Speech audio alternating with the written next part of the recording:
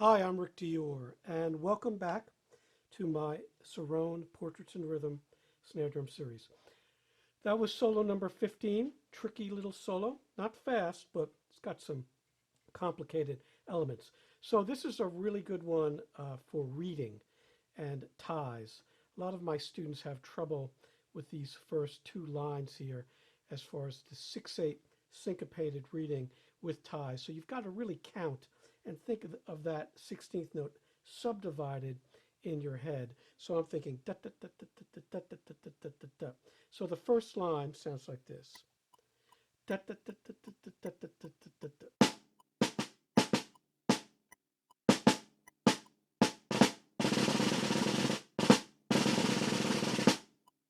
So you see those syncopated rhythms. So if you want to practice subdividing, one way to do it would be to double the metronome, put it on 104, and then put your metronome on the triplet setting and take out the quarter note. So it sounds like this.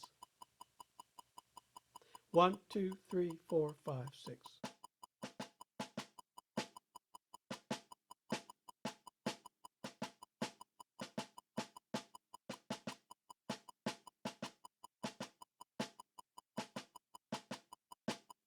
So that's the way to go if you don't want to hear any particular pulsing. So once again, double the metronome setting, becomes 104, and put your metronome on the triplet setting. All right, and then you'll have your 16th note there, subdivision. So let's take that off and go back now to our quarter note and back down to 52.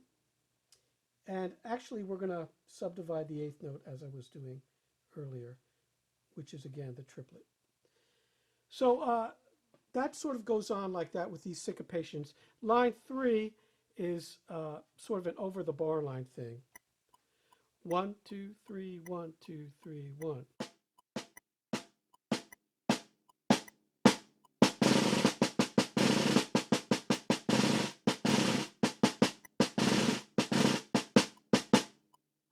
So we've talked about this with other solos, but these short rolls are tricky. So you want to get off the drum, lift up.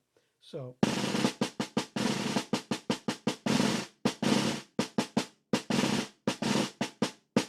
very physical, okay? And then these dotted rolls in line 4, they're very short. So they're staccato rolls. They're crushed, okay? A lot of energy. So let's try that at line 4. 1, 2, 3, 4, 5, 6.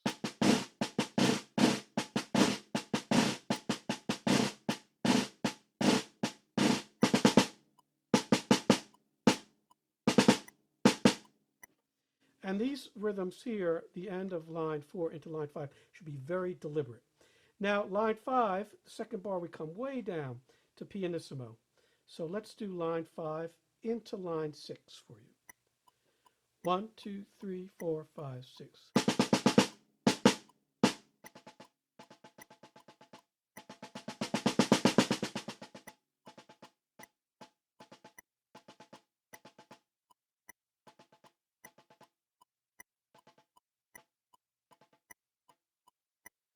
So that just disappears, niente, to nothing, into the ether there. 4 Ps, all right? So it's barely heard. And then you're back to the original theme, very musical, as all these solos are, and sort of a recap here. So I'll play you the third bar of line 7 all the way to the end of line 8. 1, 2, 3, 4, 5, 6.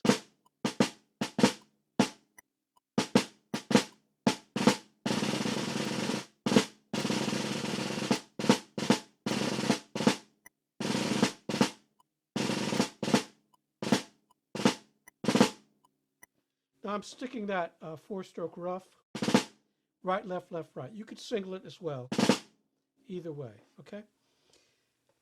One thing I do want to note, sometimes in this solo, particularly for whatever reason, because it's so slow, a lot of students I've worked with will accent their rolls.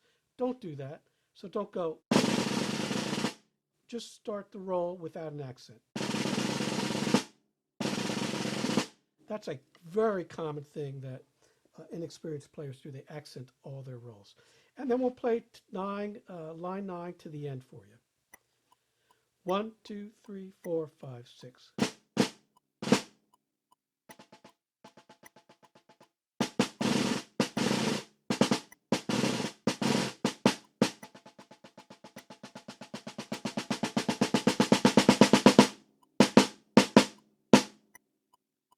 So hopefully that didn't distort, but that's really, really loud. Triple F fortissimo with marcato accents.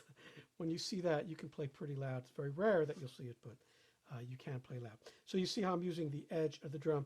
I've heard from some of you that you've been taught not to go to the edge of the drum. Once again, if you have a good drum, you definitely want to do it. I could never imagine playing bolero not on the edge of the drum. It helps you, right? So you're going. You see, so if it's a good sensitive drum, you want to use the edge when you can. So you'll hear the solo now again without the metronome. I'll be using it, of course, but I'll mute it in the playback. And we'll see you soon with solo number 16.